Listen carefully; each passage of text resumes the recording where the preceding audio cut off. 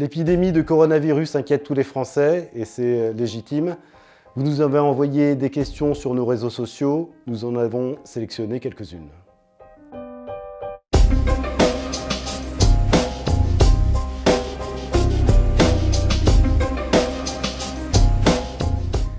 Les épidémiologistes, les spécialistes des épidémies estiment que la fermeture des frontières n'est pas la méthode la plus efficace pour contrer une épidémie. Par contre, les confinements localisés, interdire les rassemblements d'importance, tel que ce qui se fait actuellement en France, peut avoir un vrai impact. Mais la fermeture totale des frontières a des conséquences économiques et au niveau des libertés individuelles extrêmement importantes qui peuvent être plus dommageables que le bénéfice qu'on peut en attendre. En fait, on saura vraiment le nombre de personnes guéries et surtout le nombre de personnes qui ont été touchées par le virus après la fin de l'épidémie. Actuellement, les tests permettent seulement de savoir si le virus est présent dans le corps de la personne, mais on n'a pas encore de tests qui permettent de savoir s'il a été infecté, mais s'il a été il y a plusieurs semaines par exemple, et s'il est guéri. Ces tests-là sont en cours d'élaboration. On espère en disposer dans les semaines ou dans les mois à venir.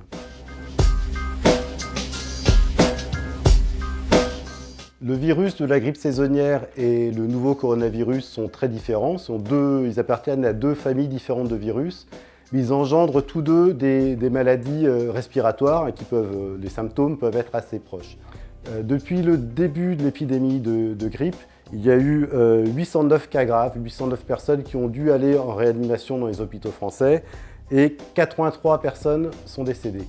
Ce qui est important de savoir, c'est que dans 70% des cas, les personnes qui sont décédées n'étaient pas vaccinées, alors qu'une bonne partie d'entre elles faisaient partie des sujets à risque. Donc, ce qui montre bien que la vaccination contre la grippe est quelque chose d'important. On n'a pas de vaccination contre le nouveau coronavirus, puisque c'est un nouveau virus, on n'en aura pas dans les prochains mois, mais de façon générale, la vaccination est plutôt bénéfique.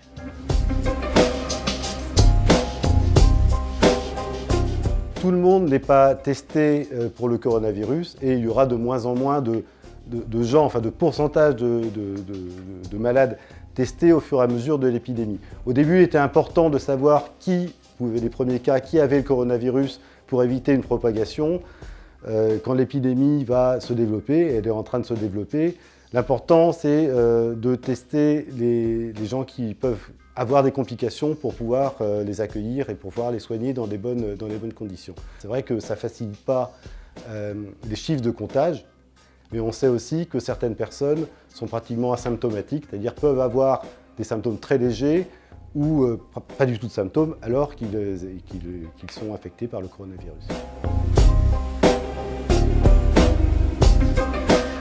On parle du patient zéro pour le premier malade d'une épidémie. Il semble que le premier malade détecté remonte au 17 novembre en Chine, dans la région de Wuhan. Ce serait un homme de 55 ans. Mais on ne sait pas si c'est le patient zéro. Vraiment, il peut y avoir eu d'autres patients avec lui. En tout cas, c'est le premier malade détecté. Et quand la Chine s'est rendue compte, a priori, qu'ils faisaient face à une nouvelle épidémie, il y avait déjà eu 266 personnes qui avaient été touchées par ce virus qui semblait nouveau. Donc pour l'instant, on en est là. 17 novembre, en Chine, ça c'est sûr, mais est-ce qu'on connaîtra vraiment le patient zéro? C'est pas du tout sûr.